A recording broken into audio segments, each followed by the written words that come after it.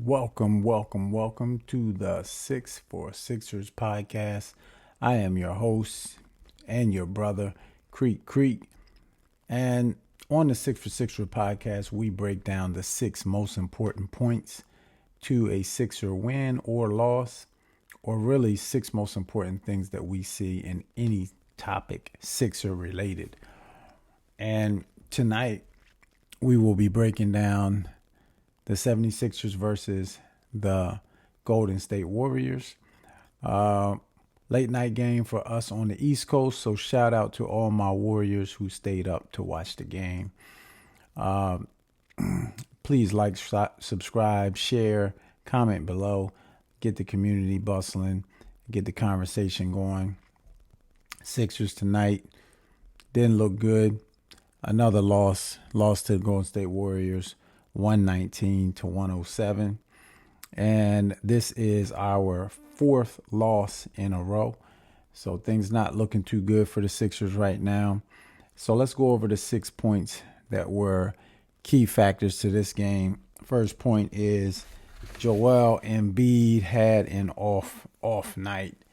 Embiid just didn't have it tonight. His legs were not there. And I'm talking about from the beginning. He looked a little slow. He was slow moving to the basket. I'm talking about on defense. Didn't cover the rim very well. And on offense, he did a lot of settling for three-pointers, long jump shots, and really just jump shots that looked off balance. It could be rust. It could have been rust. He still potentially could still be injured. Didn't look like he really should have been out there. I don't know if they were just trying to get a game in because he only has 5 more before he's not eligible for the MVP. But it just didn't look like he should have been out there. Probably should have gone with Reed at the start. Embiid ended up with 14 points and 7 boards, which is an uncharacteristic night for him. And that's the first factor. Anytime that our MVP is playing that limited with scoring and rebounding, when, he's been scoring 30, 40, 50, and then in a breakout game 70, it's going to be probably lead to not our night, tough night. So first point number 1 is Joel Embiid, and then at the end of the game, Embiid, Jonathan Kuminga landed on his leg, and it looked like it hyperextended it. So that's going to be more problems. Embiid's probably going to have to sit down for a little bit, and that's really okay as long as we can make the playoffs. The main thing we need is Embiid to be healthy. So point number 1, and get better to Joel Embiid. Just for health purposes, but then obviously we need you in the game. Point number 2, the interior defense was just not there. Golden State Warriors had way too many layups, easy looks at the basket, and I'm not even talking about their big guys, Steph Curry and the guard play. They just had way too many layups to the basket. Jonathan Kuminga dominated, and a lot of those were dunks, layups. So we know Embiid is our rim protector, and his mobility just wasn't there. Mo Bamba sat tonight. Some Paul Reed is just not the type of rim protector that Joel Embiid is. So Kuminga had a field day. Wiggins had a field day. And the majority of those points were in the interior. So interior defense wasn't there.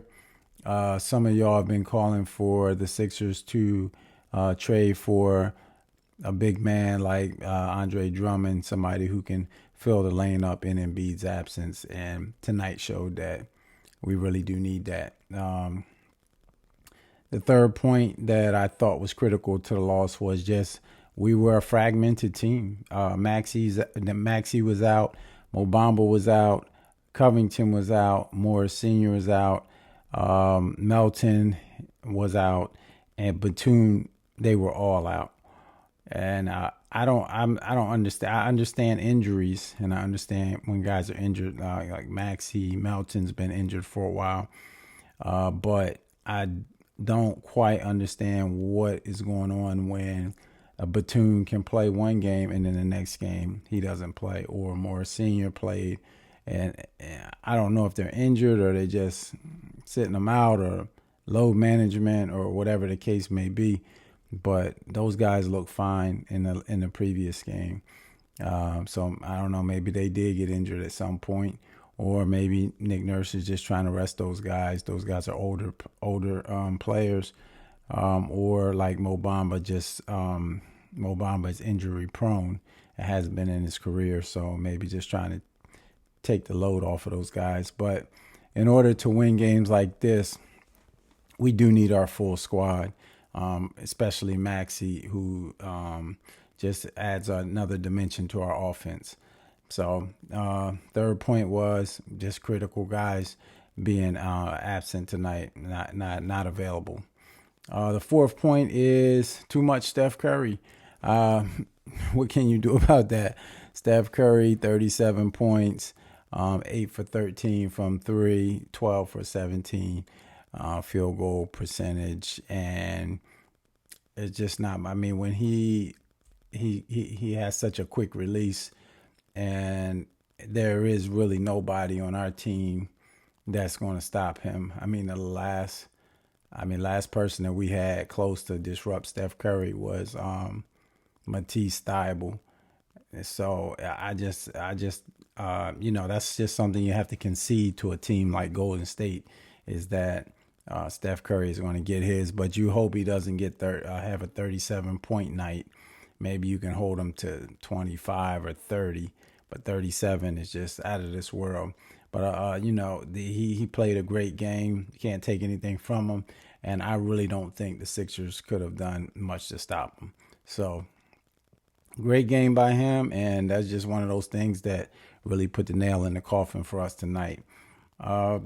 Point number 5 is actually a bright spot. I thought Korkmaz played a really good game, and he played to the end, even in the fourth quarter, last couple minutes, where it appeared that we were down by maybe 11 points.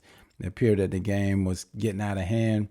He continued to shoot the three-pointer well, and he wasn't giving up. I think that's good for him because he needs that confidence booster. I don't know if he's going to get traded or not, but he might be an asset. We've seen him in the past. He can shoot the ball. He doesn't have a great handle, but he can shoot the ball. And I thought tonight he played very well. Total points for Korkmaz was 19 on 6 for 8 shooting, 5 for 6 from 3-point land. And so that might be a spark. Nick Nurse might see something in Korkmaz that we might be able to use going forward. Also thought on a bright spot, Jaden Springer played well, 10 points and 5 rebounds. And he was very aggressive. So I liked the way Springer put in some work tonight. And another young guy coming in with fresh legs because he hasn't gotten a lot of time this season. And then the last thing is just coaching. I thought that Steve Kerr outcoached Nick Nurse.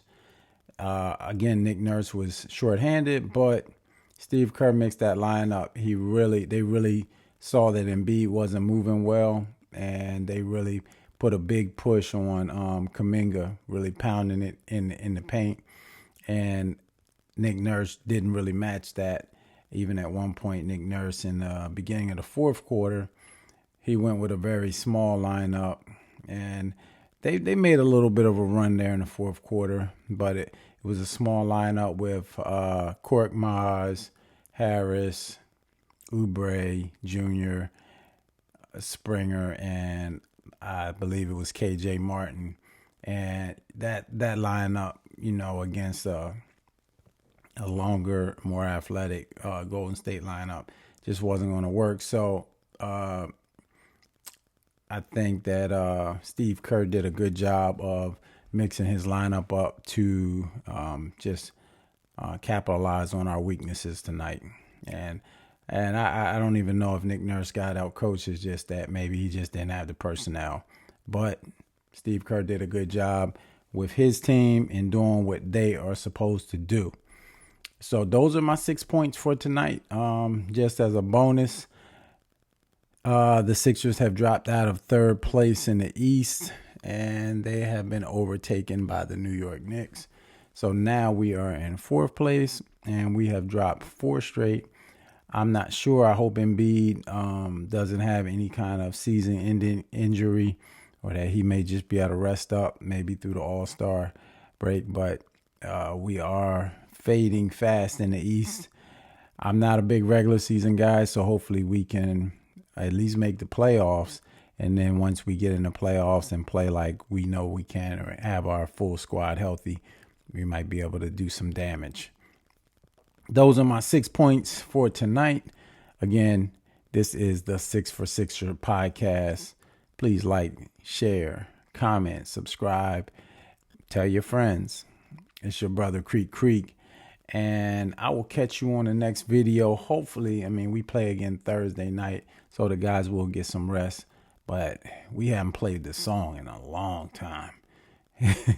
I probably can't play the song on YouTube anyway, due to copyright laws. But still, we can say play the song.